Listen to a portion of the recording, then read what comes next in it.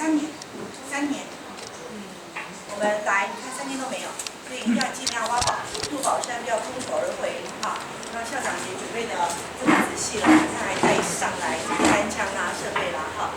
所以待会校长的进行就是进行一段，就会让各位发问，所以有什么问题就尽量提。这是一大部分，再来的一小部分就是给你们学习单的部分，你们也不要错失了。除了你们同学平常都会相处，有若干老师赞助各位。所谓的赞助呢，就是这次的交通，老师们自己开车，自己加油，自己载你们，然后对，这个是老师们的赞助的心意。然后我们这边有一位老师要特别表扬一下，守平老师。怎么样？你怎么去表扬他呢？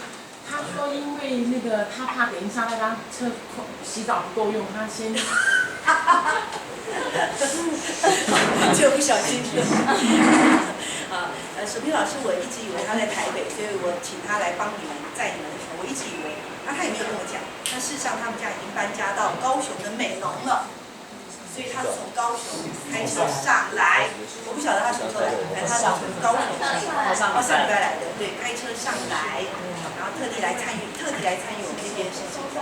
所以呢，你们的学习单上面啊，有少数临时退出的，这个就对，那其他我都介绍过了，所以你们也把握一点时间，去跟这些赞助你们的教育前辈们，因为我们有功课嘛，对不对？对不对？你要跟他接触啊，得到什么启发啊，你们自己去抓人哈，自己去跟老师们聊一聊。如果你今天会觉得累哈，你们就想想校长吧，对不对？公务这么繁忙，所以有不少同学一直问他说。徐校长会陪我们2天吗？我说是啊。哎呀，人怎么这么好呢？对不对？对，那其实都累了。我本来也很幻想，如果可以的话，就来这边好好的玩一玩。可事实上也不可能。所谓不可能是指，因为我带着你们有责任嘛，所以呢也是要操心东操心西的啦哈。所以今天就给他累到爆，好不好？待会就好好睡觉，对不对？然后明天早上的行程，放心啊。跟你们妈妈讲，不要着急，我们会早早把你们送回去哈。所以明天早上是预定要走下去吗？走哪边？去那个。应该就是故居跟三毛那边要去走一下吧，那个上海。所以是要走还是开车下去？其实如果用走也蛮快的，就是这边有步道下去。守平老师来了。守平老师来了。所以明天7点。天主堂应该也要看一下。天主堂蛮有名的。7点吃早餐。明天我帮你们argue过了啦。然后这边的叶大姐说，你们一定不会舍得睡啦，7点一定会起来啦。所以7点要吃早餐，不是7点才起来哦。7点吃早餐，然后我们就天水堂，然后再下去张学良故居跟三毛的这个写作的小屋。那边不知道咖啡有没有开放哈？对，也许对。然后我们就开车去山上人家，薰衣草。没有，它叫山上人家，薰衣草在坚持。所以那个是山上人家，所以我们大约在那边，大概吃到中餐左右，我们就下山了，是吗？对。这样就下山了，就可以回到温暖的家了。这样的行程了解了哈，所以请你们先以这个为主，然后之后你再自己锁定，因为你们还是要写功课嘛。有什么锁定王主任来了，对不对？好，我们锁定主任。谢谢他。那其他老师你就自己把握了哈，我们介绍过了。好，看时间我们就隆重的交给校长。我坐着说好吗？可以啊。因为王主任之前也是在国中嘛哈。好，那我在想说就分几个部分来谈。第一个我就先讲教育优先区这一块。那我为什么会先提教育优先区？是因为偏乡的学校一定会跟教育优先区的就是一定会提出教育优先区的计划跟教育部申请相关的经费。那其实教育优先区在台湾应该有20几年的时间。那最近几年教育部有在思考这个计划要做一些转型啊。那早期的教育优先区都是以学校为单位，比如说国小、国中啊。那这一个教育优先区，刚才在那个苏美娟校长跟五峰国中林上，他有提，就是叫做教育优先区成功专案。那为什么叫成功专案？表示以前教育优先区计划是一个失败的方案啊。那其实因为饼就是这么大一块，那因为很多的学校都去争取这一项的计划，所以分得到的经费就很少哈。所以从应该是民国101年开始，教育部希望是以区为单位，那所以他找上了新竹县的五峰乡、碣石乡跟南投的国姓乡。目前全台湾有这3个乡镇在试办成功专案，它是把整个乡，例如说五峰乡的所有学校，就是像我们五峰乡有1所国中跟3所小学，就整个叫做一区。那碣石就是前山的，可能譬如说国中小加起来大概7、8所，那国姓就是国姓乡，整个乡的所有学校叫做一个区。他把这整个区当做一个概念。所以刚好在101年派到五峰国中，那当年教育部就要示办这个计划，那它的主责单位是台中教育大学，他就先询问我们这2个区愿不愿意来示办这个计划。那其实刚开始在示办的时候还蛮辛苦的，因为每一个月师大的教授是许天明许院长，就是教育学院的院长，跟台中教育大学的侯世昌，大家有听过吗？侯世昌侯教授跟新竹教育大学的林志成林老师，他是协助这个专案。那刚才美娟校长不是说募款募得很辛苦？的确，我们在偏乡的校长是需要去募款其实这一个是我们每一年的中秋节，我们都会去企业家的那个家里烤肉其实这个是企业家对，这是一个企业家。那他其实很关心我们偏乡学校的教育，不管是学生的制服，或是一些需要的一些费用，他都会赞助给我们，而且是我们五峰乡每一所国中跟国小都有不同的企业主在协助我们。当然只是1块，他可能1学期给我10万块，可是这至少我们就是说我们会认识很多的企业主，他会长期的赞助我们。那五峰乡其实是一个很特殊的它是台湾一个高山的原住民。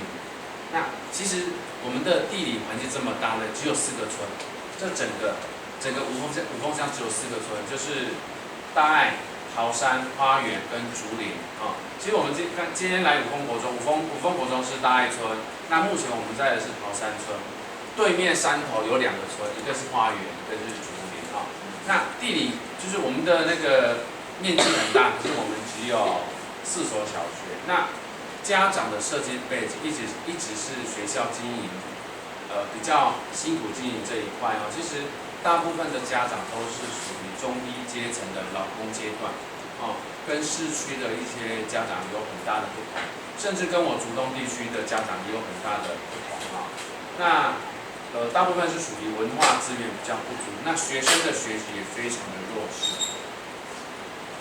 那另外就是教师的流动率也比较高，比较特殊是五峰国中的所有正式老师，在五峰国中服务的年资都超过10年那他们为什么会愿意留在山上这么久的时间？其实大部分的偏乡老师流动率都非常的高，尤其是小学，像我们桃山或是我们碣石后山比较偏乡的学校，其实老师留的是新进老师当年进去，他当年就想要离开这一所学校。那其实他服务满1年也是可以调走的。那目前教育部是规定，一个老师在一所学校服务6学期，就是3年才可以调离。可是因为有一些特殊原因，比如说生活不便，这也是一个原因，那就可以当年就是1年服务满1年就可以调校所以像之前碣石后山的星光国小，他是当年进了7个老师，隔年有6个老师就调到山下去，所以教师的流动率算高那另外就是只有桃山我们这一区只有桃山，大部分老师都是住在学校，那其他的学校的老师大部分都没有住在学校，因为他们都住在竹东镇，所以他们其实离学校的距离都还蛮近的所以在交通的部分不是什么就是没有很大的问题那其实这几年其实少子化的影响，其实不止在偏乡，都市区域的学校，像我学校，我今年的国中国3生有17班，那今年毕业之后，我们新生预估会有13班，这样还算多，我们还算减班减的没有这么严重的学校。像我隔壁的学校，它本来是总量管制，今年它超了7位老师，那我学校没有超额哈。那所以我之前服务学校是丰国中，它今年学校只有剩3班，就是国一、国二、国三就各只有1班。那刚才各位同学，你们会就是在各校的参访中会发现，很多偏乡的学校，它都会发展一些艺文或是运动的团队，有吗？就是不管是五峰国中、桃山国小，或是五凤国小是吹陶笛，那花园国小也是有，就是台湾很多高山的一些原住民地区学校，他们大部分都会有一些艺文性的团队在发展。我在猜啦，就是说这一些山地的学校，小朋友原先就有一些优势的能力，比如说音乐，或是歌唱，或是舞蹈，所以他们会朝他们的优势的部分去做发展。那另外学校跟家长的关系单亲跟隔代教养的情形很普遍，所以每一所学校都高达超过40%的是所谓的单亲跟隔代教养。我记得在五峰国中服务的时候，我们学校有30%，大概30人左右是中低收入户。那单亲隔代教养，或是没有父亲跟父母亲，就超过50%。所以亲子教育这一块我觉得是比较严重的一个问题。那所以学校都会申请相关的计划去希望可以怎么样深入到家庭这一块去。那不过因为以前都是以学校单打独斗，比如说小学的是处理小学的那一块，国中是负责学区的那一块其实跟小学的联系其实不是这么的密切所以我们为了要让学生的学习时间可以拉长，那教育部也有一些相关的计划。那像刚才桃山国小，他有说他有月光天使，那月光天使是教育部在近几年推的一个方案，所有的小学都可以提出申请，含在非常都市的学校。那因为父母亲他会去外面工作赚钱，那他下班的时间可能超过6点，所以月光天使就是可以照顾小孩子超过6点到7点，他可能7点才回家。所以月光天使除了做类似安亲性质之外，就有提供晚餐。所以像桃山国小他有申请月光天使，他这个晚餐是教育部赞助经费的。那刚才学校说他有博幼的孩子，那因为博幼是李嘉彤教授所创设的基金会，它是主要以客服为主，例如说5点到6点的客服，可是博幼基金会就没有提供晚餐，所以才会有些孩子有晚餐可以吃，有些小朋友没有晚餐可以吃，所以有晚餐的部分就是学校需要去协助的这一块那不过博幼有2种方式，一个是驻点，像竹东有博幼教室，所以竹东区的弱势生他会利用放学之后到博幼的上课的教室去上课。那像因为桃山没有驻点，那他在五峰有个五峰中心，那个老师可能是从五峰的中心，就是五峰国中那附近，或是竹东中心，他下午开车到桃山来上那个1堂课，就为了上那1堂课，可是经费没有很多。那另外像坚石后山的博幼，他就是利用社区妈妈，因为社区妈妈可能白天没有上班，那博幼就会在当地租一些教室，比如说废弃的警察局当做教室。那这些妈妈白天在干嘛？白天就在博幼的中心备课。妈妈可能只有高中毕业，那学历不是很好，可是她透过共同的备课，那博幼有一些教材，然后小学生放学之后就到博幼教室去上课，然后有一些钟点费给社区的妈妈，就是如果是比较偏乡的。那郭台铭他有创永林基金会，永林基金会可能有一些市区的学校会有永林的基金会在那边驻点所以大部分偏乡的学校都会跟这些基金会保持很密切的联系。那除了这些基金会是负责客服，那另外在生活照顾的部分，像我们山上有台湾世界展望会、市展会，各位应该都听过，都会认养我们山上的孩子。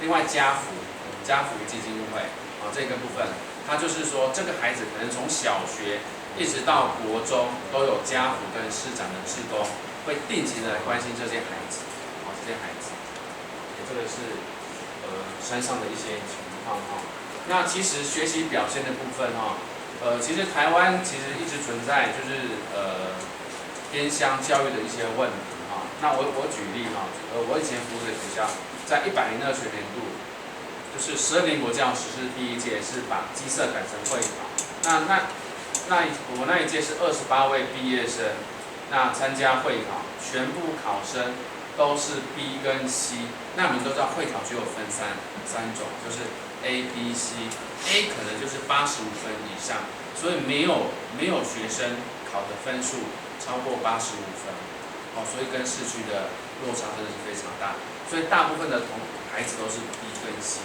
基础，所谓 B 基础就是100分考35分到80分钟，所以其实学习的落差是蛮大的所以大部分都要靠学校的老师去处理孩子的学习那所以我们最后我们写出了成功专案这个计划，其实我们有5个啦。第一个，我们希望说可以协助学生具有基本能力；第二个部分，我们希望可以跟国小跟高中保持相关的联系那另外，我们希望可以营造支持学生的学习环境。另外，我们希望可以跟家长保持密切的一些联系再来，我们希望可以整合公司部门的一些伙伴的关系这个是我们计划的目标所以我们最后就写了一个总计划报给教育部。那教育部怎么样的来给我们经费？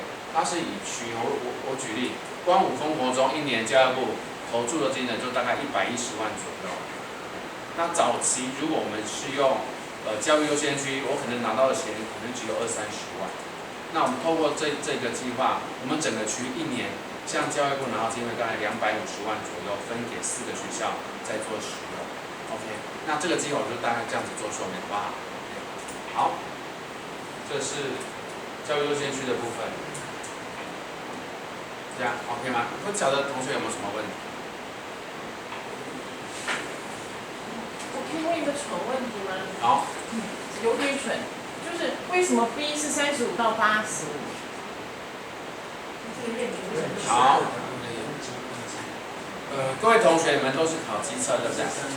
基测你们是400分还是300分？412分，对吗？那412分是每科80分，那个叫量值分数，量值分数。然后含写作测验是6分乘以2是12分，所以满分是412分。好，那12年国教实施之后是所谓的免试入学。所谓免试入学，就是学生不需要经过考试，就可以登记他想要就读的学校。比如说，我今天想要念新竹中学，我就去登记新竹中学。可是因为很多人都会登记新竹中学是第1志愿，所以新竹中学或是北一女，他可能只有招，比如说。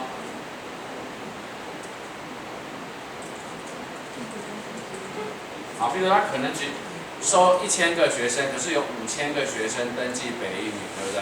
那我势必就需要筛哪1000个人可以进北一女或是我们新竹的新竹中学。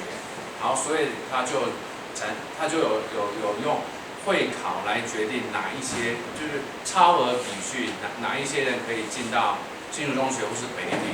可是因为他不希望说在国中阶段孩子的学习就变成分计较，所以他就把分数模糊化。他就是会考，它只是一个门槛。比如说，他要检测学生在国中3年的学习有没有达到教育部所设定的门槛。比如说金手等级，或是基础等级，或是待加强等级所以只有分 A、B、C 3等地。那教育部它所设定的3等地，如果就是说比较模糊性，我如果用100分来做说明的话，就是 A 就是大概是85分以上，那 B 就是从35一直到84分左右，是所谓的 B 等级。那待加强的分数大概就是35分以下。那因为这个分数很模糊，那登记一些明星学校的人还是非常的多，所以基北区就是就有所谓的量值，不是，它有量值分数，它有分量值分数，应该是10分嘛啊，主任，10分的量值分数。你们以前量值分数是80分，那因为基北区后来因为3等地跟4标示还是不足以筛出这些学生，所以教育部就允许该招生区超过3万人以上，比如说台中区、高雄区跟基北区，就给他们有10级量值的分数做入学的依据。那我们竹苗区因为3等地跟4标示就可以筛出学生，所以我们就用不到量值分数。那4标示就是 A 等级的100个人再去切，前25%是 A 加加，那第50到75是 A 加，就是前半段的50%再各切一半，有加加跟加的标示，那 A 跟 B 有做区分。所以就是其实他的考试成绩还是有成绩，有成绩，只是学生看不见成绩，是这个意思吗？我这样子做说明就看不到精准的分数。那这样对教育现场有真的改善了吗？孩子真的不再计较分数了吗？都不想说去挤进那个所谓的明星学校的话就 OK。如果大家都还要挤进明星学校，他就会有那个，就是等于说要想办法要去。现实生活里面就是他还是明星学校。对呀，这才是12年国教的问题嘛。好，所以教育部他在有一年的那个示范模拟会考之后，他就有一个试算的那个标准啊。他那时候有一年的标准，比如说那个 A 就是比如说83.9到100，那 B 就是从35.6分到83.2分，那35.6以下就是所谓 C 等级啊，所以就跟以前的分数的那个，比如说一分一分这样切就比较模糊化。可是它的 range 就很大，对不对？range 比较大。可是应该这样说，因为教育部这样子设计了，有些区是可以用的，有些区是不可以用的，而且台湾6个招生区的分数比的都不一样。其实我觉得后来设计的是蛮复杂的啦。哦。所以就是其实也没差，学生其实还是该补的。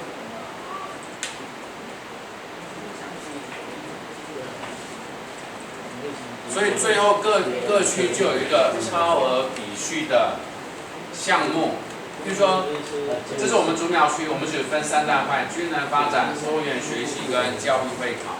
那教育部规定，会考的成绩只能占30%，好，所以像我们竹苗区会考的分数就是30分，那其他区大部分的会考成绩只占30%。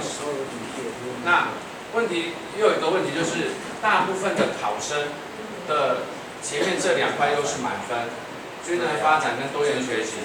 那像我学校一定有90%的人，这2项都是满分，所以就变成会考虽然占30%，可是会考的成绩也占蛮大入学的依据。那之前基北区比较有问题，是因为它志愿序差一个志愿差1分，在第1年实施的时候。差一个志愿是差异，可是基北区讲的跟我这里不大一样，他可能没有讲整，可能只有服务学习跟譬如说艺能科的及格，哦。但我女儿说，那个第一项扶助弱势是什么意思啊？好，我要说的是，因为各区不一样，我们竹苗区就是如果分数一样的话，弱势生、原住民或是偏乡学校的学生会先录取。就是各区编的都不一样，各区编的都不一样。这个就是我们目前我们国中生毕业入学的依据，就是按照这一个学生拿到的分数跟比序的顺序去做比较。所以校长觉得这样子弄完以后，学生的学习是比较适性发展。应该是这样子说啦，就是前面的10%到15%的孩子还是非常计较这个分数。那其实后面那一块的学生其实也不是这么计较。那可是因为 B 的学生太多，台湾大概有25%的左右孩子是拿到5B 的成绩，那5B 的成绩变成他选填志愿的部分就会比较的辛苦，比较辛苦。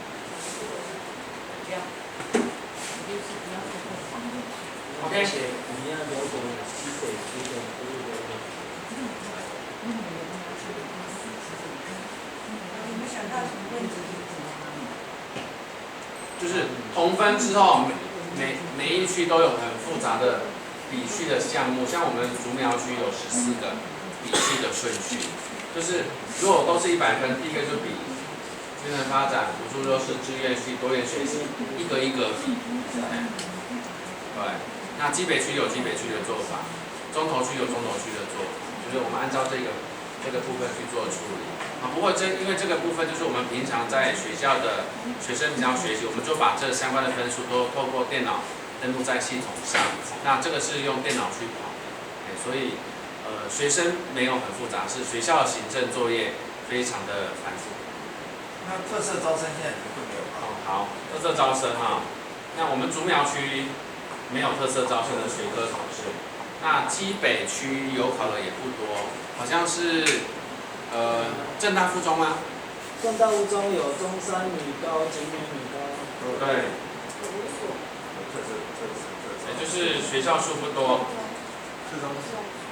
好，应该是这样子说了啊。现在的入学是免试入学加特色招生。那特色，你们以前叫申请入学对不对？对。你们以前叫申请入学。对不对？那免试入学占像我们竹苗占90%。那特色招生就是说可以考学科，可以考术科。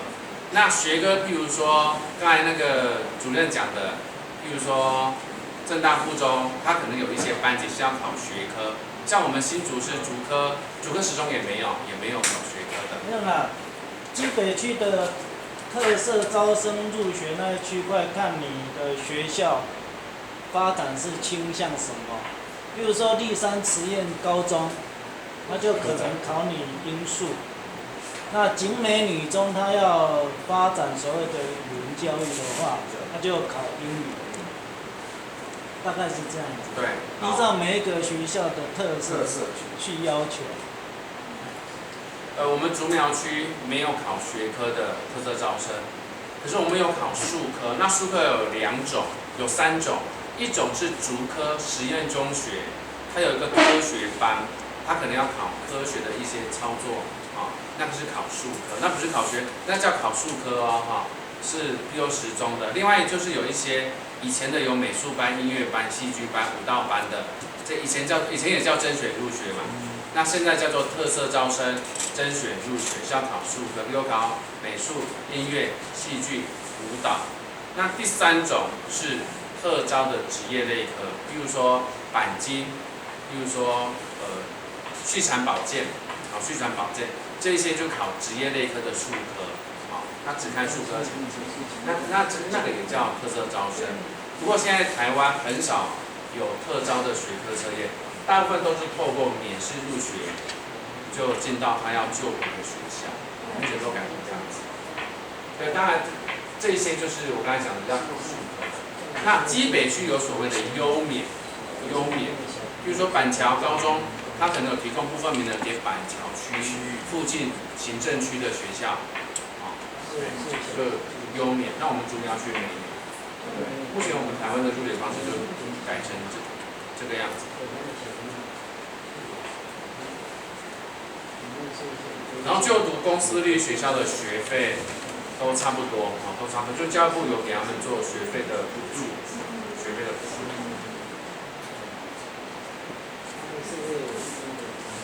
所以12年国教其实对私立学校来讲是不是比较有帮助？私校，照目前的趋势来说，就是私校因为早期学费比较贵嘛，那目前就是我如果去就读私立学校，教育部是补助给学生，可是学生的钱是补助给学校，所以的确造成私立学校有一些应该是说公立学校比私立学校不好进，有些环境不错的孩子，他可能在国中就先去选读私立学校，让他直升，对，他有些直升，直升。